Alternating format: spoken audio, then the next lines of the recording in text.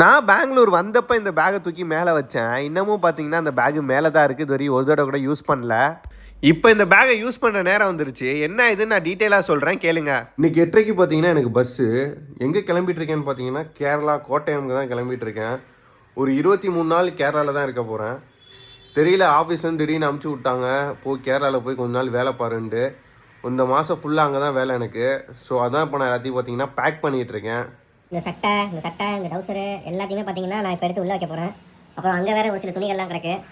பெங்களூர்லேருந்து கேரளா போகிறதுக்கு இந்த பஸ் தான் நான் புக் பண்ணியிருந்தேன். கரெக்டாக பெங்களூர் டு கோட்டயம் பார்த்தீங்கன்னா 1500 டிக்கெட் ரேட்டு. பஸ்ஸு பார்த்தீங்கன்னா குலுக்கி ஒரு மாதிரி ஆட்டி ஓட்டிகிட்டு வந்தான். எப்படியோ பார்த்தீங்கன்னா நைட்டு 8:30க்கு ஏறி காலைல 6:30க்கு கொண்டு வந்து விட்டுட்டான்.